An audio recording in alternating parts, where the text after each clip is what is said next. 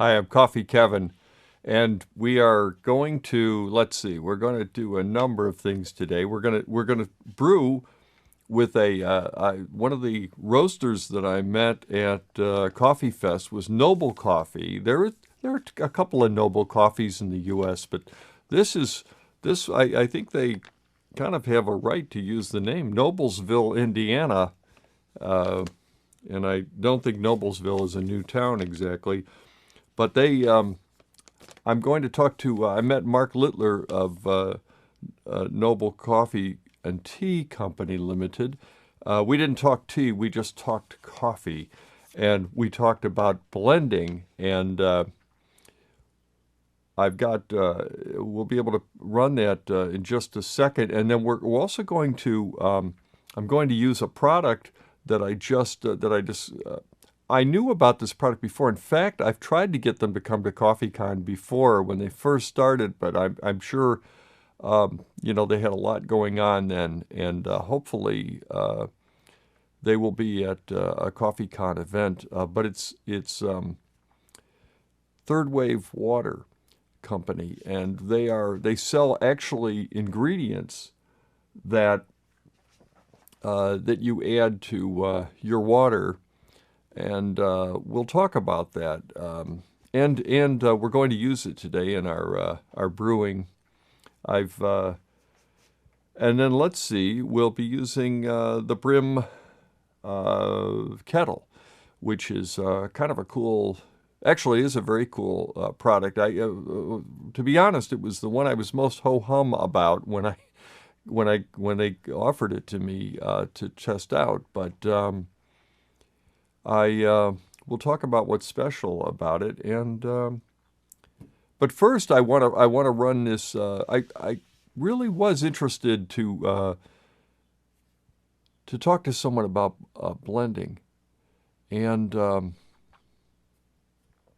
I just when I met Mark Littler, coincidentally we got into a discussion and realized blending was a shared interest, and it's on my mind certainly lately. As you know.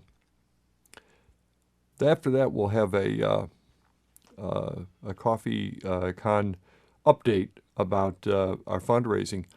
But first, let's take a look at the conversation I had. It's about 10 minutes with Mark Littler of Noble Coffee. Coffee Kevin, I'm here with Mark Littler of Noble Coffee and Tea of Noblesville, Indiana. And Mark, it's a pleasure to be here with you. Yeah, pleasure to meet you finally. Realized we had something in common. I was talking about blends, and I recently did mentioned blending the lost art, but it seems like you do a lot of blending.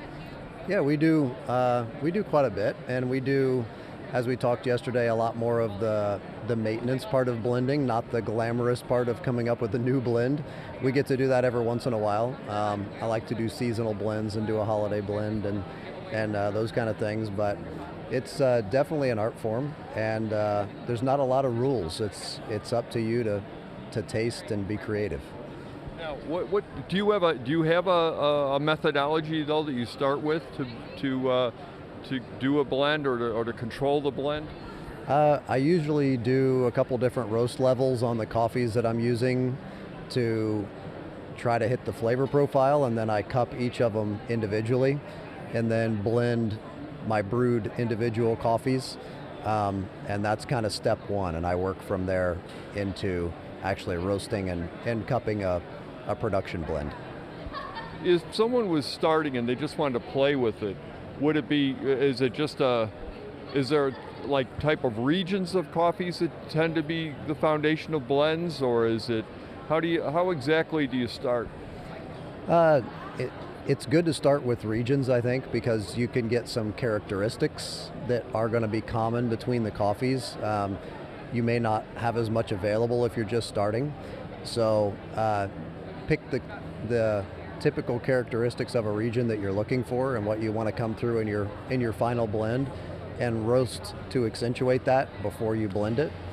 And that can come out really well. And there's a lot of traditional blends also that are fun to play with. One of my favorites is the Mocha Java blend and the story behind that. And it's a great thing to be able to talk to your customers about and educate them a little on what that means. Do you do a mocha Java blend? We do seasonally. I don't do it all the time, but it's a great one. Especially we have a lot of people that use a French press, and if you want a good bold coffee, that'll give you everything you want. Man, yeah, it is the, and you, I mean, obviously you're not using a Yemen to match the mocha, but is it an Ethiopian maybe, right? Yeah, we typically use an Ethiopian component. So depending on the year, the region may change for the flavor that I'm looking for, but we use an Ethiopian. So there's some conflict. I think there's some kind of question too on what the original one was, because the port name, a lot of coffee went through that port. And so I've read some kind of conflicting information on what really that component was or where it may have come from. And it may have been itself a blend of different things in that region. So very likely it was, you know, it always comes down to what's convenient and what's possible at the moment. Yeah, it's, you know, traceability now can sometimes be a challenge. Imagine hundreds of years ago. So, you know, I've got a book from 1870 written by Thurber, E.A. Thurber, and about coffee, and he suggests that it was the Java part of it was Sumatra was the best of the components was used, because at the time it was considered a Java coffee. Yeah, that's the same thing I've heard, is that the Mandeling is that's the best component to use, and that's my standard for sure. Wow. So I got to remember that, hit you up for some of that when it comes in, but anyway, interesting. Is there, how do you, you were telling me yesterday about your roaster too, right? You have a Semiac? yeah, we've got a GE12. Wow, and you've modified it quite a bit. You have a background in that, don't you? Yeah, I'm an engineer. I've done quite a bit of automation and machine design, and as part of my previous life. So, but yeah, she got a new burner and new blower and new controls and VFDs, and I have lots of control now that it did not have originally, and it's really that's a great learning experience too. If you have any roasters starting off, is don't be afraid to experiment, and don't be afraid to measure something that somebody else isn't measuring, because you'll probably learn something. Well, a lot of our audience are probably home roasters, and some people, I don't know, just in my case, I'm a lousy home roaster, but what I am is I'm really appreciative, and I look for things. There are some roasters that I know they have an unusual roaster, or they've done something to it, and I swear it affects all their coffee in a good way. It gives them something unique. Yeah, it's I made some immediate changes as soon as I started looking at temperatures in odd places in the roaster and trying to really understand the airflow and how the machine really worked. And you learn really quick that to tie some kind of flavors to airflows and to temperatures, and it definitely makes you a better roaster. Now, Mark, what's your favorite brewing method at home? That's a hard one to answer. I like to rotate usually, and because the French press is so similar to cupping, I do a lot of French press. It's kind of the lazy man's way to cup coffee. So if I'm going to make a quantity of coffee, it's usually a French press. I've been lately experimenting with the V60 just because I'm trying to get better at it, and kind of work on my technique. But typically it's a French press, and with Ethiopians, the Chemex really shines. So. Do you have a methodology? I'm kind of thinking you do, about temperature and time and grind particle size. I typically roast towards consistent extraction across most of my coffees. So as the density and the moisture in the coffee changes, the end result can still extract consistently. So because we roast for a lot of cafes, it makes the recipes really simple for them if you can achieve that. I only have a couple coffees that are impossible to get there. Our Yoga Chef is just so dense that if you get it to the point that it'll extract at the same rate as other coffees, it's no good anymore. So that one, I don't follow the rules. I grind a little finer and I extract a little longer, and it's really interesting to see what a 6-minute extraction tastes like compared to a 3.5-minute extraction. And my the rules don't always apply, and don't be afraid to experiment. But most of you start as a starting point 3.5 minutes for your French press, and any what brew temp? It's 3.5 to 4 minutes, and I'm usually about 190, 195. Yeah, a little lower than Gold Cup, 200 degree midpoint. Yeah, and I think depending on the size of your French press, it matters more with a smaller press. With a bigger press, I think it cools off a lot as you're pouring it, and the mass of that press actually sucks some heat out of it. But with the smaller the implement, and especially a pour over where you're not sinking a lot of heat into a big brewing device, they all kind of are affected differently by temperature. Interesting. So what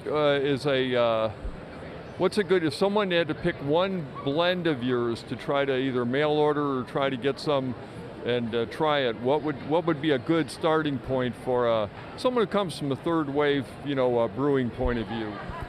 Our Rio blend is kind of that's something that I think you could serve to anybody if you have guests over. That it's a Brazilian blend. It's kind of fun to play with multiple coffees from a single origin, and it really is easy to drink. It's sweet and naturally sweet, and that's one of the things I like to roast for, is to bring out the natural sweetness in the coffee and play with that reaction, and it really comes through in that one. So. Well, this is, I'm going to tell you what, I'm getting a taste. I think I'm going to try one more sample of coffee from you today, but it's really delightful talking to you. Thank you very much, Mark Littler of Noble Coffee and Tea. Nice to meet you. Thanks.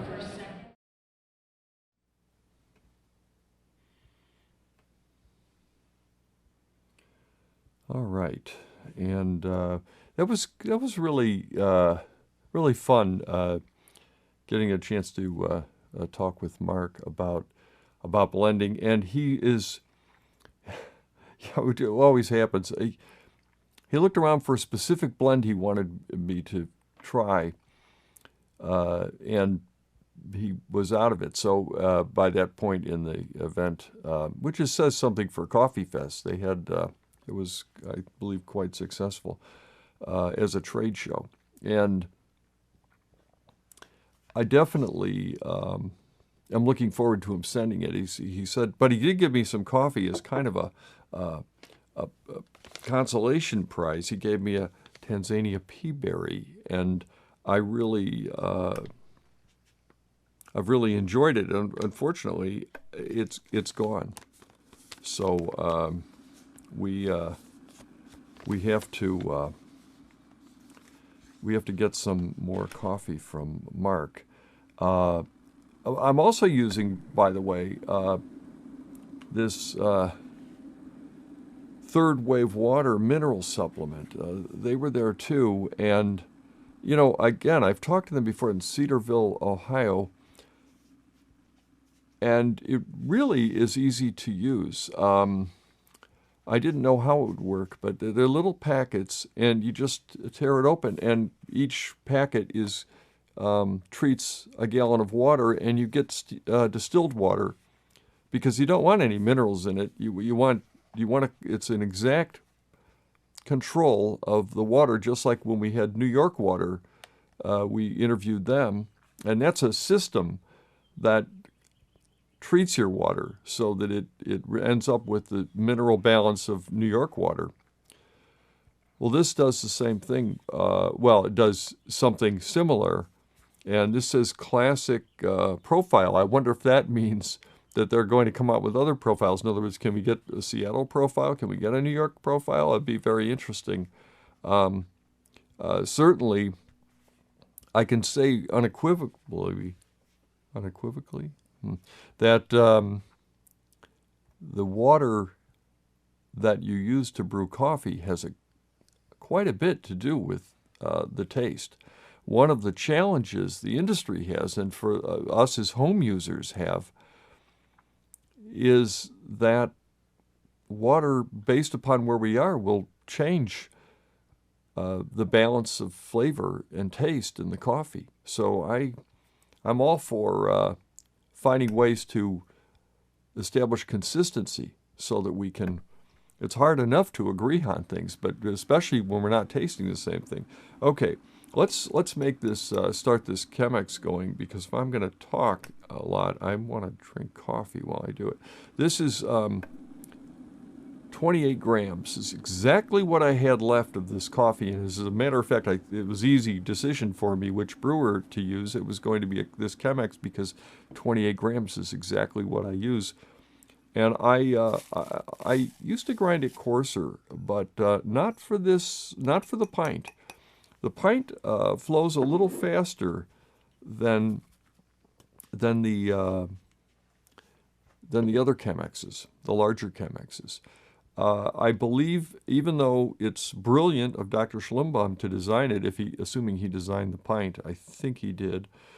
But as brilliant as it is, I think it flows through faster, and therefore the grinding it finer will actually help with the extraction, which you need help, because you need to accommodate that somehow, because if it goes through faster, there's less contact time, and that's going to make the coffee less strong. So you need to do something to make it a little stronger. It's all just a question of balancing. So meanwhile, I'm using the Brim kettle, and remember I said there are a couple of things about it I really like that make it a little different than other kettles I've used. One of them is you set it, and then as a keep warm feature. There are other kettles that have a keep warm feature and other kettles that you set the temperature. But this one, first of all, this one has a button that just says boil. I like that because there are a number of times when I'm doing a siphon and I want to get the water ready, I just want to boil it. I don't want to have to set the time. This lets you set the time and then keep warm. But the keep warm feature, the cool thing about it is when you lift it off and replace it, with most other kettles, you have to press the button again to make sure it stays warm. Not with this one. It has a memory on it. Okay, I've put it in here, and we're going to make, it really makes 2 big cups. And I'm going to just pour enough. I'm not doing this by weight or anything like that. I do it visually. And then if you can see overhead, you can see it's foamed up, so this coffee's probably now 10 days old, and I just poured enough to get all the grounds wet, and then we're going to let it, oh, you can hear that. That's the water dripping through. And you can see it's breathing. If you can see that, can you see it, Mike? It's, as you close up on that, yeah. There we go. That's it. There we go. Is it able to get focused on that? Okay, and then I'm going to, okay, that looks nice. Now it's all, so now it's time to put some more water on it, shall we? And watch, it'll foam up again. This is nice, fresh coffee. And I don't, 4 or 5 pours is probably going to be enough. Oh, heavenly aroma.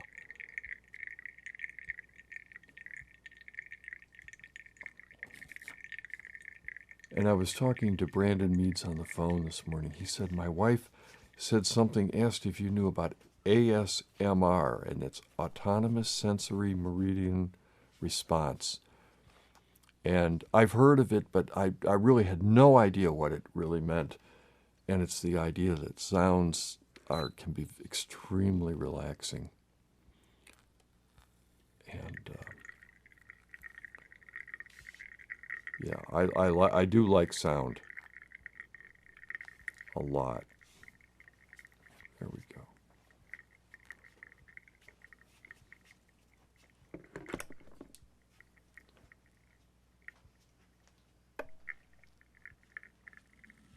I hear the kettle is giving a little more punch to the temperature so that it's back up at 198, which is the brewing temperature, my preferred brewing temperature for drip with the Chemex. Okay, there we are, and let's see, we're up there, so let's see if we can.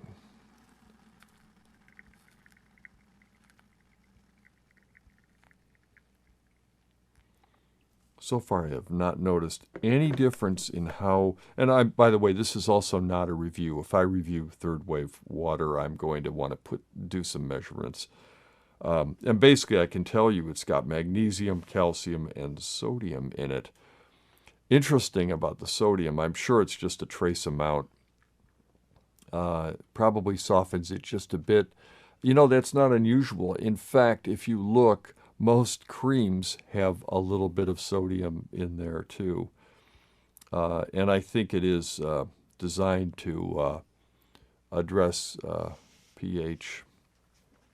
Okay, we're almost there.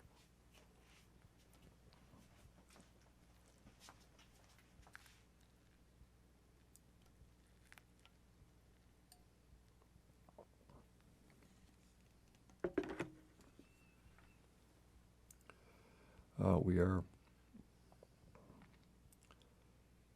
I am getting thirsty. Let me try something here. Actually, I'll put it in my cup. I'm going to try some of this water.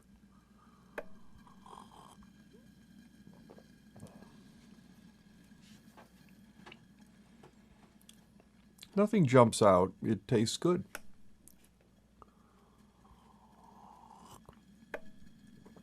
I went to the grocery store and I got, I wrote it on here so that no one else in our house would take my water. I didn't want to find anyone watering plants with it or something, because it's really, this is, and I put the package in here, steam distilled water. Other than that, there's nothing particularly special about the water I used, except they recommended using distilled water. Here we are. And I think we're ready to enjoy our coffee, Michael and I. All right, and let's get this. Okay, and I just want to make sure that I carefully place it, and then I don't. By the way, in case you didn't really even, I didn't mention it, but you know, I've seen people stirring when they're making a Chemex. I don't. I mean, I don't think it's necessary, but it's up to you. I also pre-wetting the grounds, or I did that, but wetting the filter, I've done it both ways now enough times, and I just if I'm paying to add ingredients to my water, I'm going to be tight-fisted about how I spend my water. How's that? Forgetting, I could claim it's an environmental concern too, but either way, it makes no sense to me. I understand the reasoning behind it, but again, if I didn't mind being wasteful, I probably would do it. But I never miss the opportunity to give myself a placebo effect. And then, Michael, there's your cup, and here's mine, and let's see if we can, what this tastes like. And it's two perfect cups, and then there's a little bit left over, which always is nice as well. By the way, one thing about the Chemex, I meant to take the temperature. Let's see what the temperature is now that we're taking the temperature of everything. Look at that, 149. 148 is what I read, the highest number actually. Okay, and that should be fine and safe.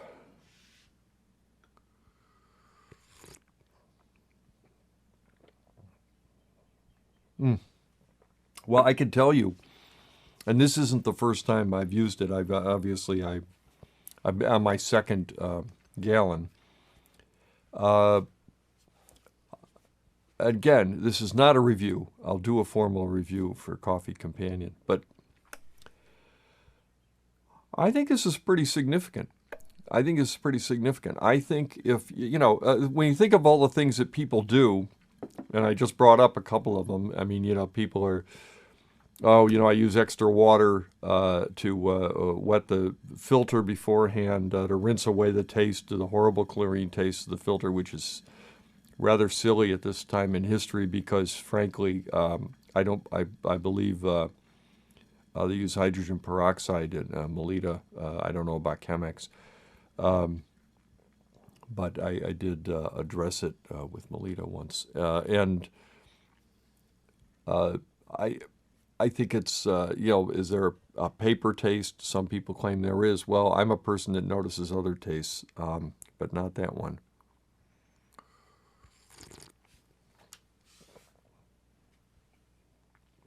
Wow, that is really. I think it's really worth it. I think it's. I just have to say, at least the question is, do I notice a difference, and do I like the difference? The answer is to me is yes. I do notice a difference, and yes, I do appreciate the difference. I think it's a.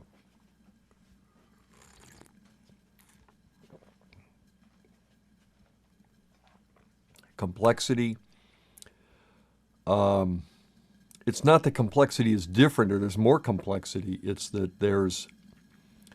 it's a more agreeable complexity. Now I realize, again, this isn't scientific. This is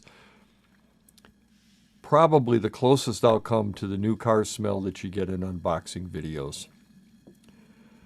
And, I don't need any more hot water. Take a break. And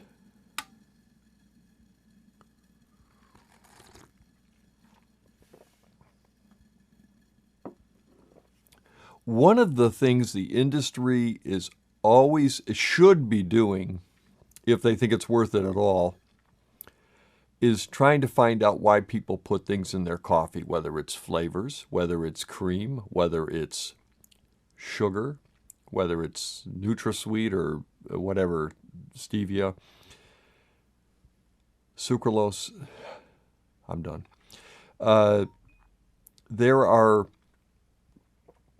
And first of all, I mean, if anybody wants to put those things in there, that's fine. They may actually like the taste of all those things, and that's just perfect. There's no reason for that any more than there is to follow people around in restaurants if you're a 4-star chef and ask why they're putting salt on the meat or whatever, or the souffle.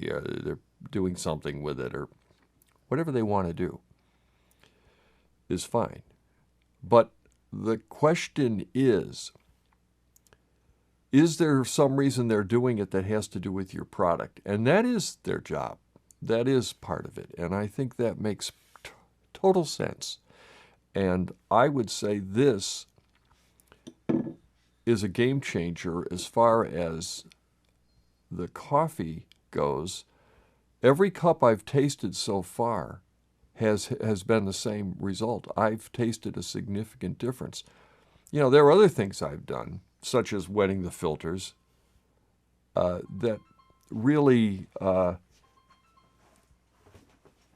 think, is that for me?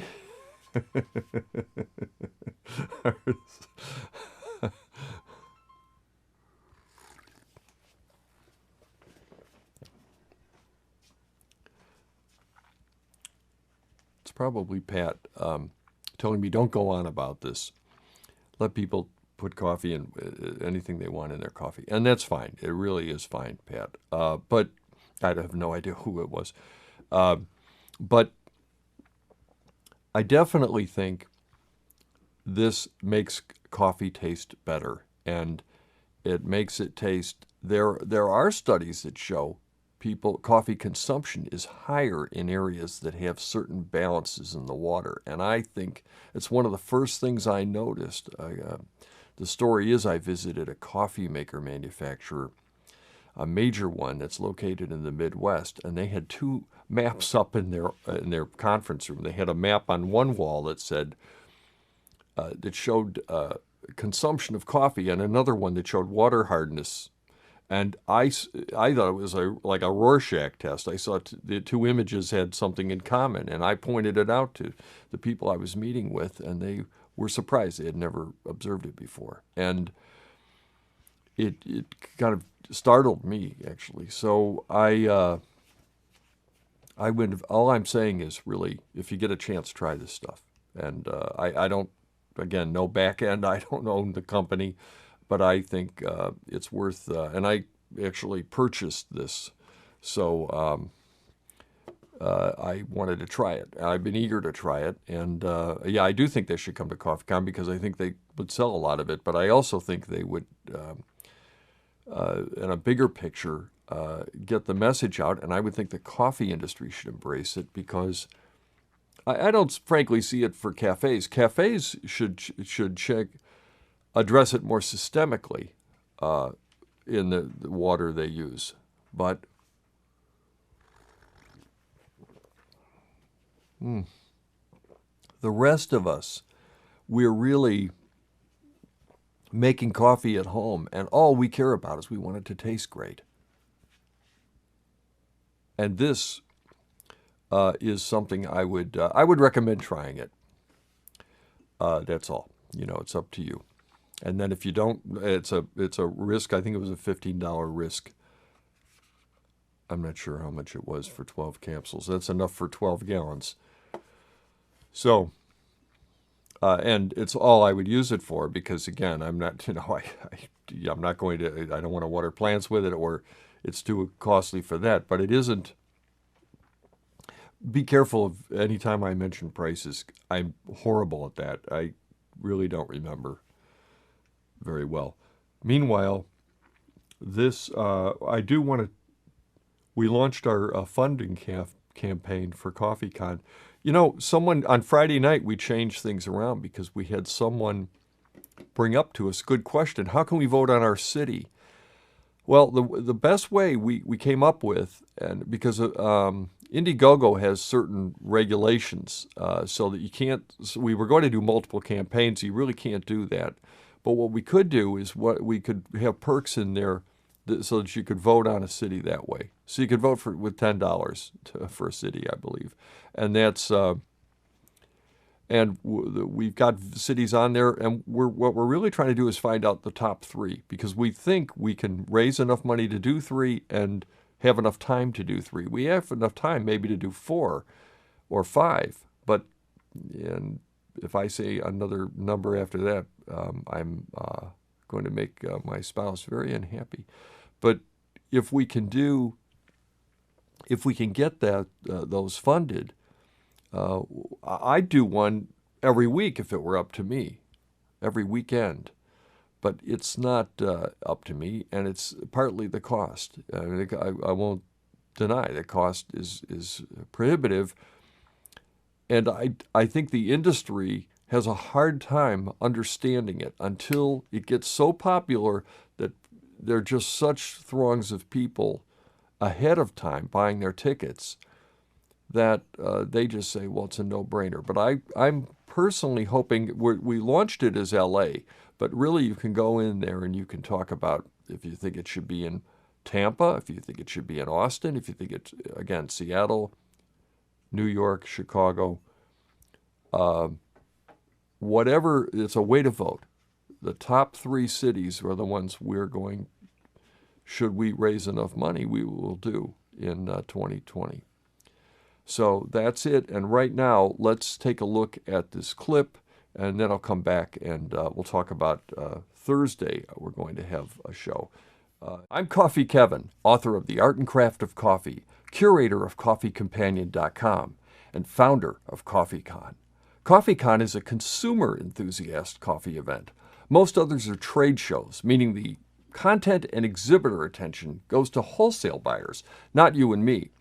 I created CoffeeCon 8 years ago in 2011 after attending many trade shows. CoffeeCon lets you taste lots of great coffees back to back and discover new favorites. You could explore all kinds of coffee gear. You could take classes and learn to make the best coffee at home. And you can see, touch, try, and buy interesting products, stuff you can't find or try online. I created CoffeeCon so I could attend it. CoffeeCon benefits consumer attendees. We range from newbies to coffee geeks. CoffeeCon benefits the exhibitors, including small batch roasters, farmers, and gear manufacturers. Consumers benefit from all the beans, taste, and gear, and what is virtually an on-site coffee university featuring top experts presenting. Exhibitors are able to expose their brands to thousands of people and sell products, which benefits us all. We'll use the funds to afford venues large enough to accommodate our awesome exhibitor show floor and presentation breakout spaces. Each breakout space is filled with gear, coffees, associated teaching apparatus, and audiovisual equipment to optimize your learning experience. The event business runs on cash. We get better dates, venues, and rates by booking and paying early. CoffeeCon already exists. We just held our 16th event. I just want to take it to the next level. My deadline is the next 60 days, August 1st. I need to raise $50,000 for each event and use that money to start placing venue deposits for at least 3 events during our 2020 calendar year. So now is when I hope you'll respond. I started CoffeeCon because I'm a passionate coffee enthusiast like you. Your support means everything to our ability to keep producing shows the way you want them. I thank everyone whose help has gotten us to be the leading consumer coffee event. I will be further grateful for your support today so that CoffeeCon can keep delivering solid shows in ever-expanding locations in the U.S. and beyond.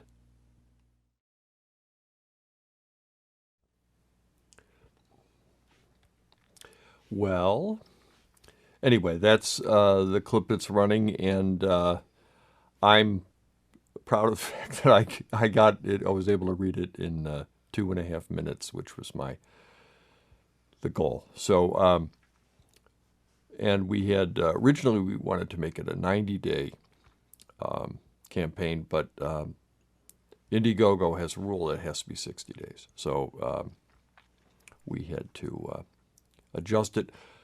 But overall, I think you'll see what we're doing, and there's a lot of things, and I'm as I go through the spreadsheet of what we use the money for. The number one thing is the venue, but there are some marketing things that we need to do, and there's some. Checking out the venues is really important, and it has to be done on the ground. I used to work in the TV business, and you'd have to go check out site surveys, because otherwise there are always surprises. And as my boss used to tell me at the time, if Steven Spielberg showed up and there was a giant, pole in where we've already envisioned the camera's going to be, he would just have them remove it. Well, we can't afford to do that, so we have to figure out something else. And we don't want to be figuring that out when we have, lots of people there. Same thing in the event business. And whether it's logistical things like parking, where are people going to park, where are people going to get public transportation, how many blocks is it to walk from public transportation, etc. So there are a number of things like that. There's the making sure that press releases go out, making sure things are shipped that need to be there, glassware for tasting classes, things like that. But and electric and meeting with those people, and that's another thing. As much as emails are very helpful in the day of email. And phone calls, there's nothing like meeting with people in person. So,